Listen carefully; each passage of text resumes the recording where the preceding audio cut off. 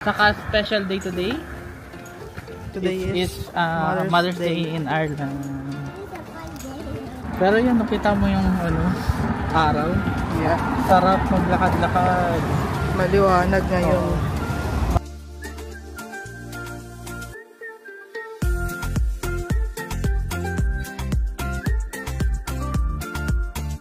How is Mama today? How's the feeling na yung transition from one kid to two?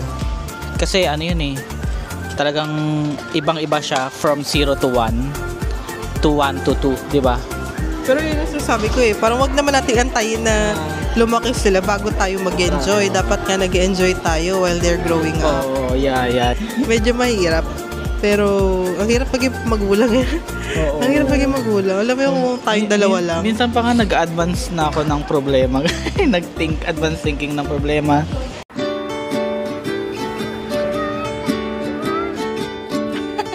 Zero visibility. Hindi ba kita? It's not.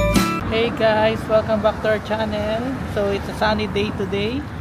And it's Sunday.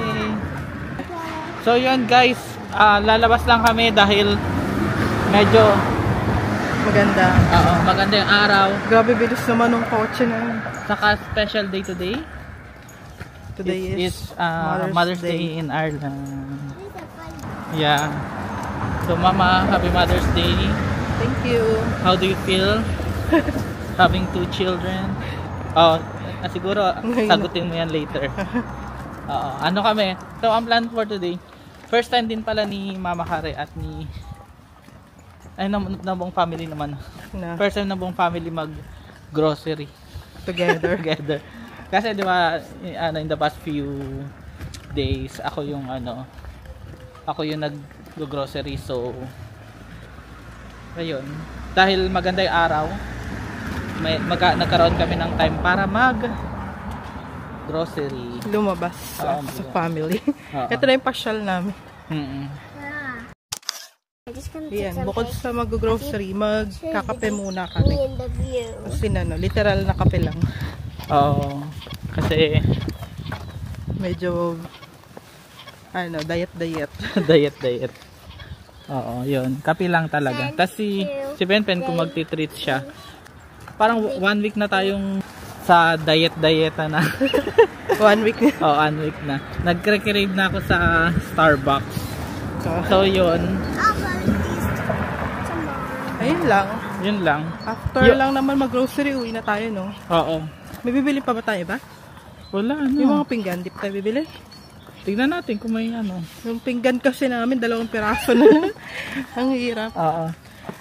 Lagi may mga flowers sila, Kasi kahapon, dapat di ba lalabas tayo, magbimili tayo ng mga damit ni baby. Kasi si baby, 2 months pa lang.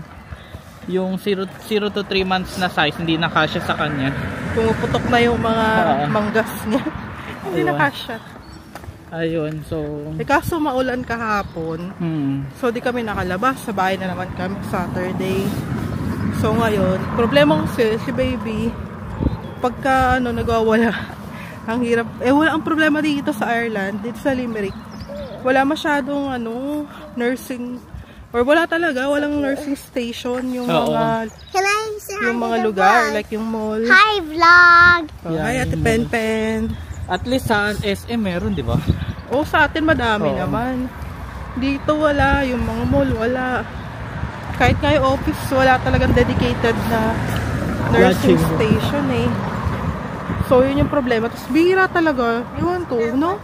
Bihira din kasi nakikita namin dito na nagpapadede. Kasi wala pa ako nakita. Ako pa lang nagpapadede dito in public.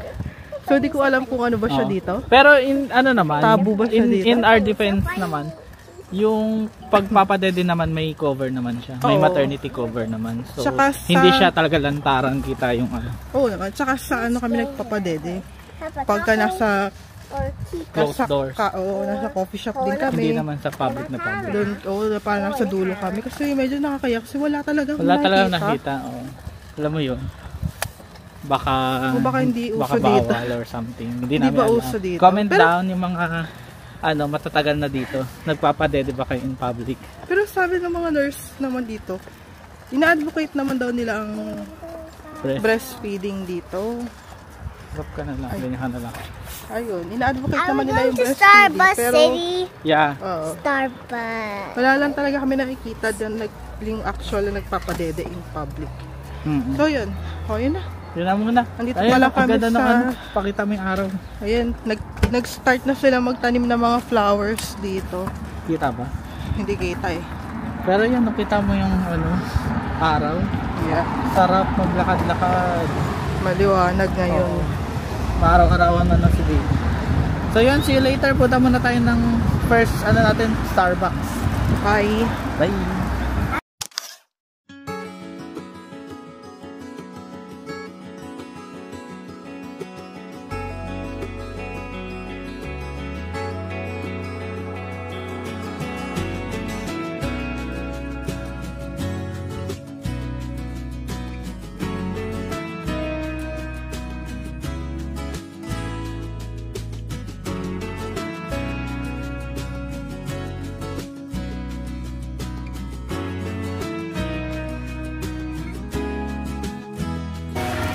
What's that, Ben? A cake pop. Cake pop? You like it? Wow!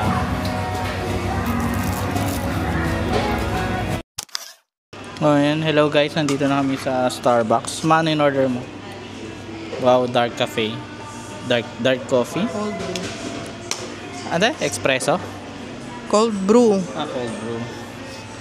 Sa akin ice blonde brown sugar oat chicken espresso.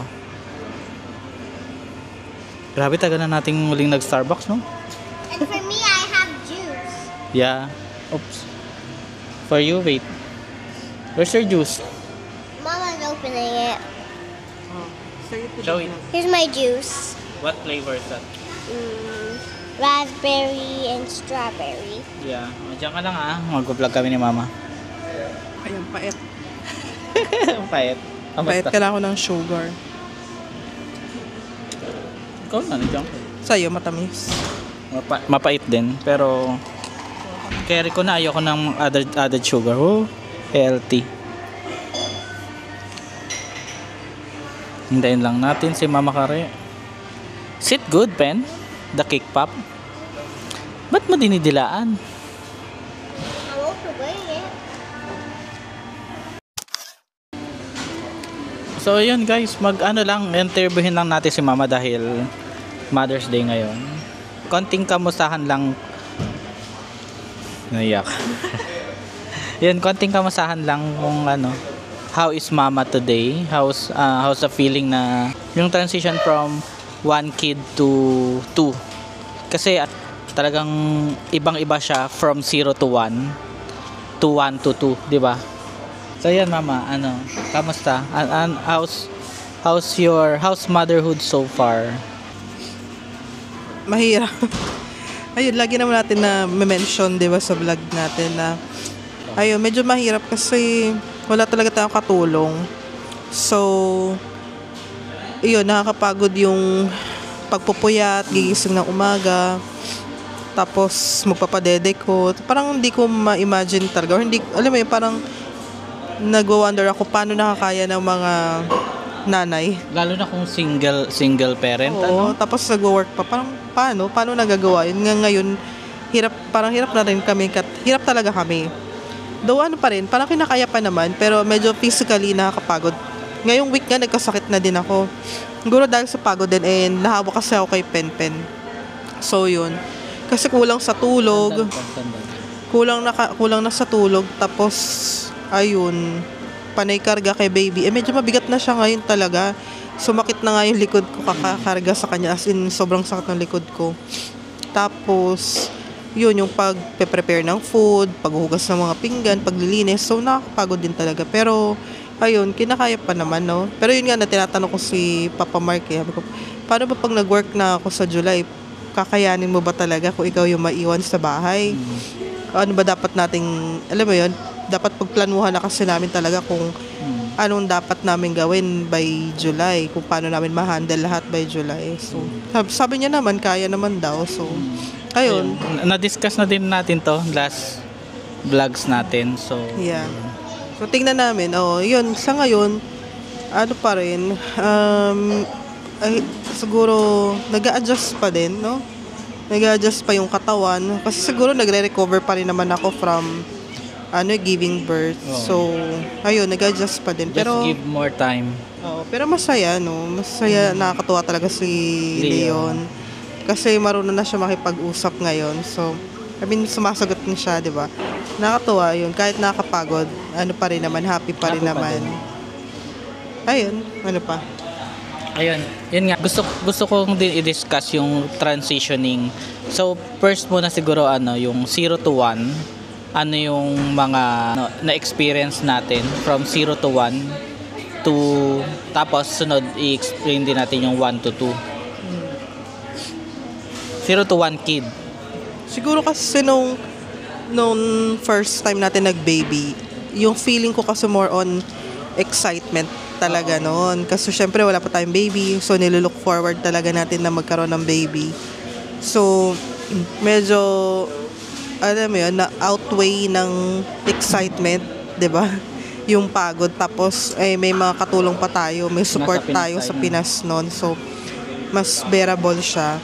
Ngayon kasi, Wait lang. Saka feeling ko mas prepared tayo last time kasi hindi ko alam kung alam na to ng mga viewers. Si Penpen kasi hindi siya yung talagang pinagkalob sa amin immediately. Parang after 3 years ng 3 years of marriage namin, saka pa lang siya dumating. Parang lagi namin siyang, parang alam mo yun, gustong-gusto na namin. Ganon, parang buwan-buwan, kada failure na pregnancy test, sobrang lungkot namin, ganyan. So parang emotionally prepared na kami talaga nung dumating si Pen. Kesa nung dumating si Leon na sobrang unexpected. Si Leon kasi surprise. Surprise blessing siya. Ayun nga, wala kaming time mag-prepare. Like physically, financially, mentally. So, medyo mabilisan talaga lahat. And then yun, medyo nahirapan kami mag-cope up sa mga changes namin dito. And yun nga, medyo mahirap lang din talaga na hatiin mo yung oras mo, diba? Between kay Penpen tsaka kay Leon. Pero yun, may na-manage naman. May nakakaya pa rin naman siya. Yeah, yun, explain mo yung 1 to 2 naman. Kasi nung 0 to 1, talagang lahat ng buhos ng pagmamahal, pag-aaruga kay Penpen lang. Ngayong 1 to 2, transitioning from 1 to 2, yun yung talagang mahirap, no? Kasi marami kang dapat i-consider yung yung unang-una nararamdaman ni Penpen na pagdating ni Leon. Although alam naman namin na masaya siya, pinapakita niya, pero meron din na time na parang nagseselo siya, ganyan. So saka yung divided na ngayon yung love, 'di ba? Yung hindi mo I mean hindi mo yung time lang. Paano ko sasabihin yan? Divided yung time. Sorry. Oo, kasi syempre hindi mo naman mahati yung sarili mo. So, 'di ba? Ngayon mas kailangan ni Leon ng, kasi nga baby siya, 'di ba, nagpapadede, mas kailangan niya na attention ko. So, yun yung pinaka nakaka-guilty actually, and pinaka-struggle ko nung transitioning from 1 to 2 kids. Kasi nga, hindi ako sanay na, alam mo yun, na hindi full yung attention ko kay Penpen. So, nagigilty ako pagdating kay Penpen. Ayun, yun lang yung nakakalungkot. Pero, naman, nandiyan ka naman, di ba? Oo, yun, importante yung support ng husband. Kasi, siya naman yung nagpo-fulfill, 'di ba? Whatever kung ano yung kulang sa time ko kay Penpen. Si Papa Mark naman yung nagpo-fulfill nun. Ayun. So parang talagang saludo talaga din kami sa mga nanay talaga. Happy Mother's Day sa lahat ng nanay. Dito muna sa Ireland. Dito sa Ireland. Kasi iba yung sa Pinas, alam ko sa Maypang sa Pinas eh. So yun, Happy Mother's Day. Parang talaga, hindi kahit full-time mom, hindi mo masasabing full-time mom ka lang eh. It's a full-time job. Na hindi ka pwedeng mag-out, 'di ba? Na kasi sa work mo more or less 9 to 5 ka lang. Pero pag sa pagiging nanay, walang check out, walang time in, walang time out. So I'm super proud kay Mama Kare na kasi yun nga, dahil nga siya yung talagang napupuyat ngayon kasi ako hindi ako pwedeng mapuyat lalo na pag weekdays kasi mag-work ako, kailangan kong gumising na maaga para attendan si Penpen. So ayun yung role ko. And then yung role ni Mama Kare is to take care of Leon all of the time, lalo na sa gabi kasi hindi niya ako maistorbo kasi kailangan kong ako naman kasi yung sa umaga. Ngayon si Mama Kare pahinga na niya pagkagising ko. 'Di ba? Ano pa? Yun lang. Yun na lang. Oo, yun lang. Ano? So yun nga Mama, Happy Mother's Day ulit. So ang next question ko siguro, anong wish mo? Anong wish mo or anong plans or ano yung hopes and dreams mo para sa mga as a mother? Hindi lang para sa mga anak natin, kundi rin para sa iyo. Like how will you balance your career, ganyan na dalawa na anak mo, something like that. Kaya mo yan. Ang awa ng isa lang naman yung goal natin, 'di ba? As a mother or as a family, which is mabigyan ng magandang, 'di ba, life sila Penpen, si Leon, parang mabigyan sila ng opportunities to have better lives, 'di ba? So yun yung medyo nahirapan tayo, alam mo yun, in the past. Yung noon kasi nag-start talaga tayo from scratch, 'di ba? Wala naman tayong, alam mo yun, inaasahan. Wala tayong ibang inaasahan. Tayo lang talaga. So ngayon, ayun, I'm hoping na kahit papano magkaroon ng magandang, alam mo yun, opportunities, chances sa life si Penpen tsaka si Leon. Yun lang naman. And I think for us to achieve yun, kailangan natin talagang magsipag. Yun nga eh. Kasi nga, ang dami nangyayari ngayon.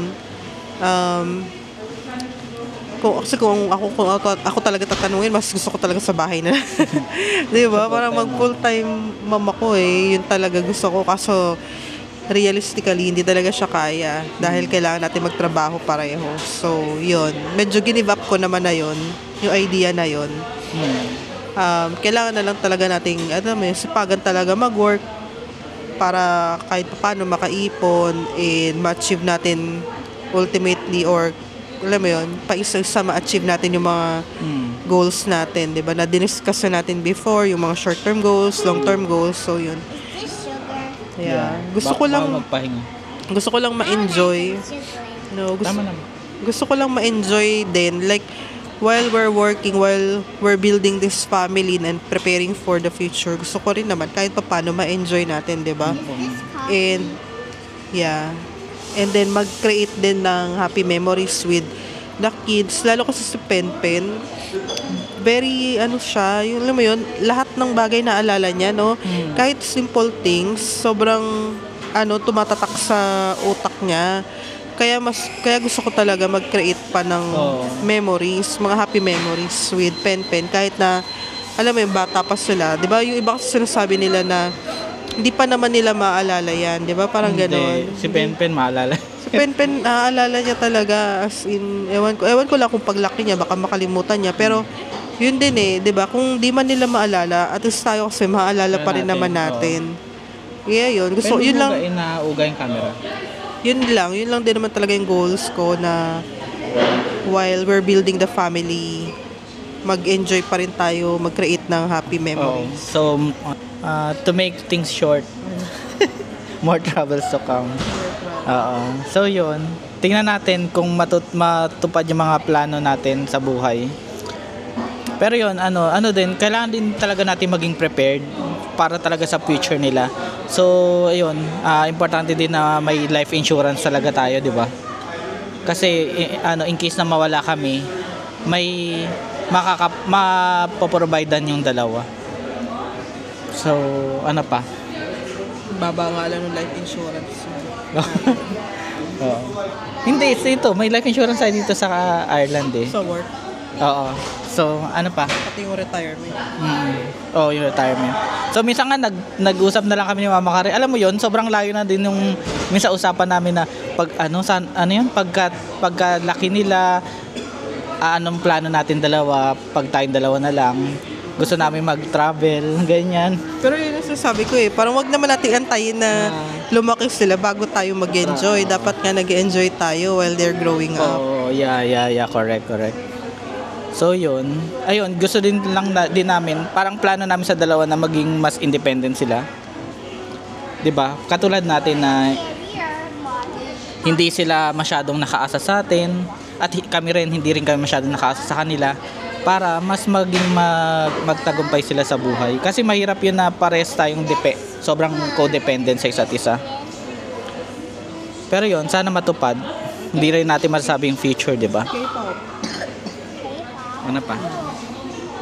Okay na? Ayun. Tsaka yun nga, kailangan talagang maging independent nila kasi alam mo yun, parang katulad natin na kung ano man yung mangyari, wala tayong maasahan. Parang, 'di ba? Alam ko ganun din naman yung iba, like yung mga independent na mga OFW. O siguro ma-feel nyo din yon na kung ano man mangyari sa atin. Well, alam mo yun, tayo, sarili lang natin maasahan natin. So, feeling ko kay Pen, ganun din mangyayari, 'di ba? Mahirapan silang mag-rely sa ibang tao. So, kailangan talaga mapaghandaan din natin yung future nila kahit papaano. Yun naman yung ginagawa natin, 'di ba? Ayun lang, medyo slowly building the future. Diba? Yun, medyo mahirap. Shaping. Medyo mahirap. Pero, ang hirap maging magulang Oo. Ang hirap maging magulang. Alam mo yung tayong dalawa lang. Minsan pa nga nag-advance na ako ng problema. Advanced thinking ng problema. Mahirap talaga. Hirap. Alam mo yung kung tayong dalawa lang, no? Siguro, Okay lang, no? Ano lang tayo, no? Chill lang. Siguro kakapanood ko ng mga Korean novelas. Yung parang alam mo yun, pag nagka-problema yung anak ni, pag nagka-problema sila, problema ko din. No? Natatakot ako sa ganun na maging Pero syempre, yun nga, katulad nga sinabi namin ng mga nakaraang videos na ang problema nandyan lang yan, harapin mo. Huwag mo masyadong i-overthink, 'di ba? So, kung magka-problema, harapin mo. Huwag mong takbuhan. Although, syempre, minsan ako na talagang advance ko inisip yung problema. Wala akong magagawa kung dumating man yan. Dapat ko lang talagang harapin. Dapat nating harapin as a family. At least, dalawa tayo. 'Di ba? Yun yung inaano ko. Ayun, wish ko lang na mas sumaba talaga yung buhay natin. Hindi lang para sa isa't isa, para din sa mga anak natin. Kaya nga nag-healthy living na tayo. Kaya kami nag-healthy living. Tinatry namin mag-healthy living talaga para humaba yung buhay namin. Naka 1 week na. Happy 1 week, mama. Oo, naka 1 week na kami. No rice, no carbs. Walang rice sa gabi lang naman. Sa gabi? Hindi, sa gabi. No rice, no carbs sa gabi. After 6 p.m. Tapos, no coffee after 2 p.m. Tapos yung kain namin every after 3 hours. Diba? Ano pa lang naman, so pwede kami mag-coffee, wala pang 2. Mga 1:30 pa lang. Tapos, ayun, nakaiwas na kami kumain sa labas. Oo nga. Kasi ito lang, kape lang. Kasi dati talaga every week kakain kami sa labas. So kaya twice a week kami kumakain sa labas dati. So ayun, nakatipid na tayo, medyo healthy living pa. So next week yung namin, cheat day, no? Next week. So okay naman, no? Oo. Actually, nakain namin, Abangan nyo, guys. Abangan nyo yung mga susunod na... Tingnan natin kung may effect sa... After ilang linggo, tingnan natin kung may effect yung diet na ginagawa natin. Hindi. Kailangan mo lang talaga mag-commit kasi yung laki ng binayaran. Ang laki ng binayaran mo sa nutrition. Actually, mapupush ka talagang sumunod dun sa diet plan kasi nga malaki yung manginaya ka sa binayad mo. Pero yun, so far... Hindi mo naman namin sinasabi na nabudol kami regarding that. Kasi... Hindi budol yun. Kasi ikaw mismo yung nag-approach. Hindi. Parang kusa mo siya. So, hindi naman yun. So, talaga, initiative yun ni Mama Kare. Since nga, di ba, may problema siya sa goiter niya. Tingnan natin in the coming months kung may improvement. Kasi ang worry namin is maoperahan siya. So, yun yung iniwasan namin. Kaya ngayon pa lang, nag-healthy living na kami. Oo, tsaka parang investment for the future sa health talaga. Kasi nga, tumatanda na kami. So, alam mo yun, prone na talaga sa mga sakit-sakit, lalo pa sa family namin. Si Mama lagi. Si Mama yung mga pamana sa amin, puro sakit. Ang dami pinamana ni Mamang sakit So, alam mo yun, kaya nag-i-invest talaga kami kahit paano sa health, Oo. kahit paano Parang ano, pay now, kesa ibayad mo sa ospital, parang ibayad mo as healthy living. Prevention. Kasi dati kasi naghihinayang ako pagka, bibili ka na naman ng salad, ang mahal-mahal, ganyan-ganyan. Pero ang thinking ko ngayon na mas okay nang gumastos sa health kesa ipambayad mo na lang sa ospital, tas medyo too late na. So prevention is better than cure. So yun, tignan natin, balitaan namin kayo kung ano mangyari sa ano namin, sa ginagawa naming diet. Yan. Yeah. I'm happy naman sa result. I'm happy naman sa ginagawa natin. Kasi ano din, hindi naman tayo na-deprive sa pagkain. Masasarap pa rin naman eh.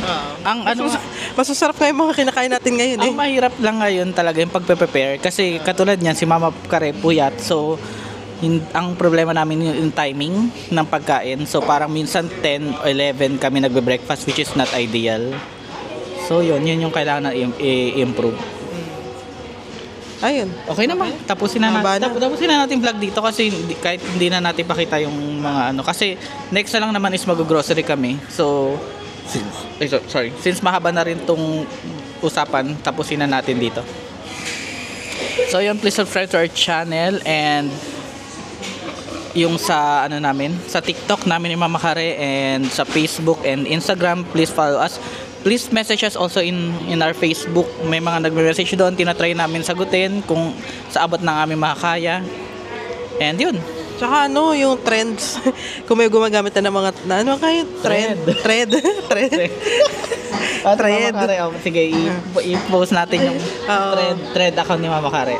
Ano lang yun, kung may thread kayo, pwedeng i-follow nyo ako. I-follow ko din kayo sa thread nyo. Yeah, taray. Kasi maganda doon kasi parang walang judgment masyado yung mga nagpo-post doon, nagko-comment doon. So, sige, follow Mama. Followan kayo sa thread. Follow nyo ako, follow namin kayo. Isa pa guys, so ano pala, hindi ko alam kung alam nyo na.